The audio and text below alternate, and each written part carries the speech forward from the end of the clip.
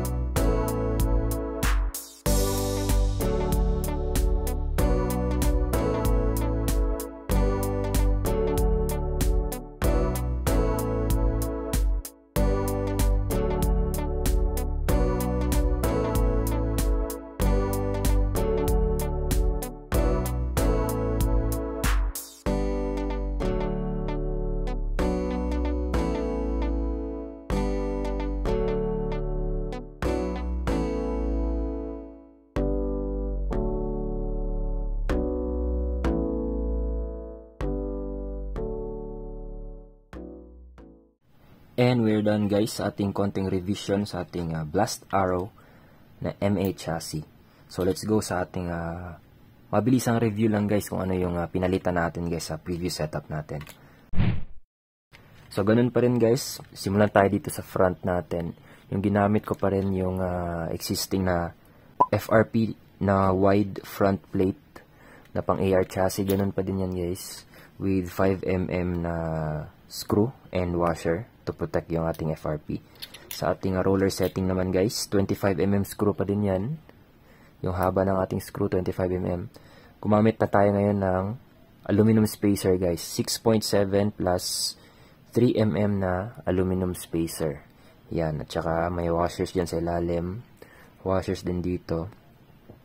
Tapos pinalitan natin yung plastic rollers natin ng yung red naman, no. So ito yung stock sa Blast Arrow, and then may extra pa akong red na 13mm din. So kayo na bahala kung ano yung 13mm na gusto nyo ilagay dyan guys. Pwede din yung mga may bearing rollers, pwede din guys, no. And dito naman may washer and spring washer din guys for counter locking, at saka lagyan natin ng lock nut para mas secure yung ating roller setup. Sa ilalim naman guys, yan, ito na, binago ko na yung underguard natin guys. So ito guys is authentic Tamiya to guys na FRP. Ito naman is ay replica ng FRP pa din na pang AR chassis na front FRP, wide FRP. So replica lang to guys. Okay din naman yung quality niya guys. So ginawa natin siyang underguard tsaka brakes na din, no? So ito guys, pwedeng ilagay nyo kung ano yung brake sponge of your choice na yan. Kung ano yung gusto sa akin, yung black. So, palitin na din to guys. Papalitan ko na lang yan. And then, kasi wala tayong, ako guys, wala kasi akong countersinking tools or mga countersinking screws. So, yung ginawa ko na lang is, dito na lang. Nasa likod na lang yung ating 5mm roller screws. Sa likod ng ating brake sponge yan. So, hindi yan sayad guys.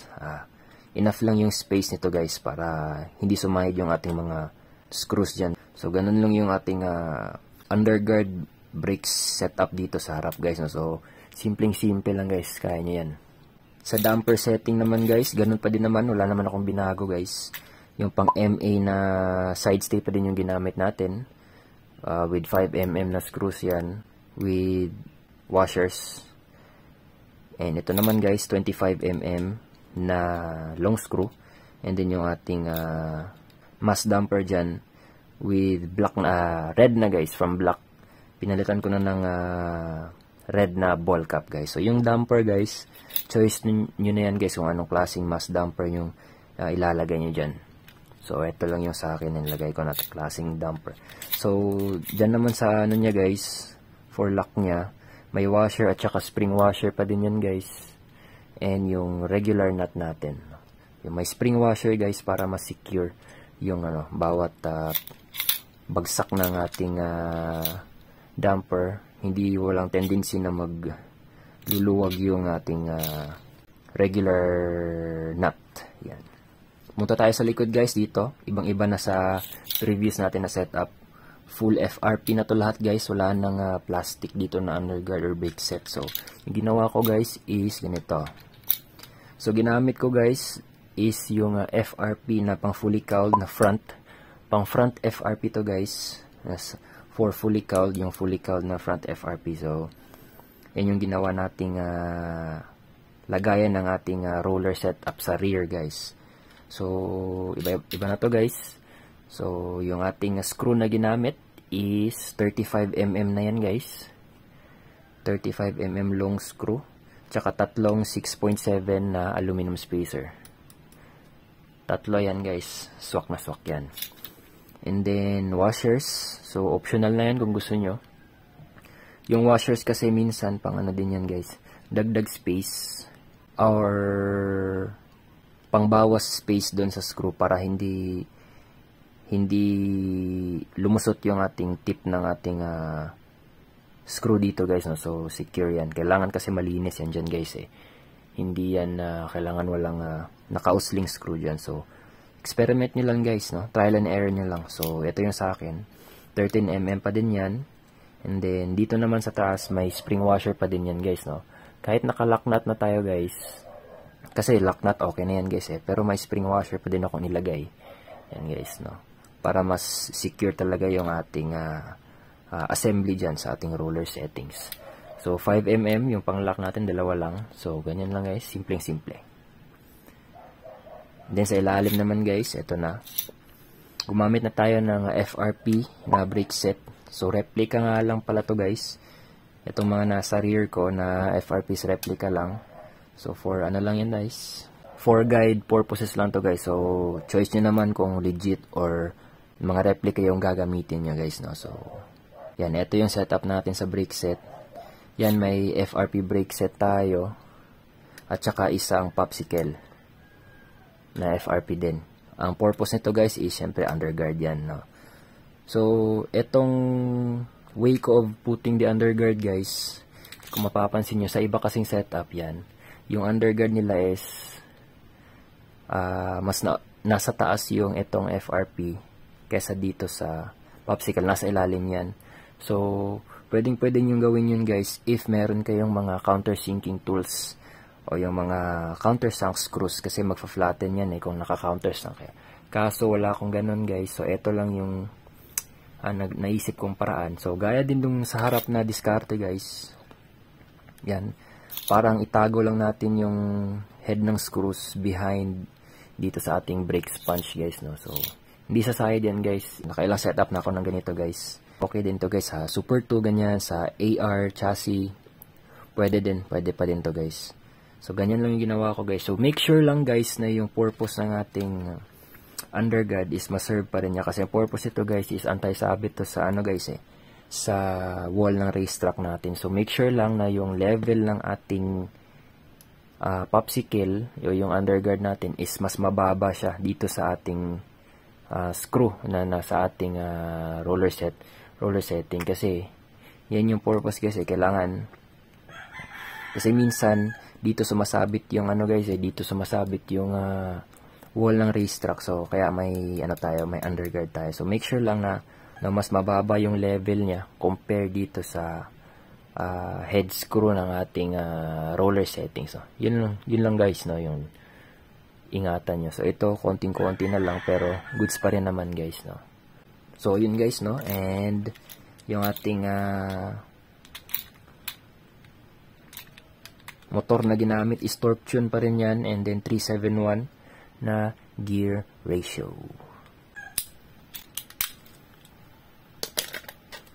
So, sana magamit niyo yung setup na to guys, no? And comment nga kayo kung ano yung mas prefer niyo na setup guys. Yung unang setup ko nito itong setup nito ngayon guys, no? So, before this video ends guys, syempre takboy natin. Let's go!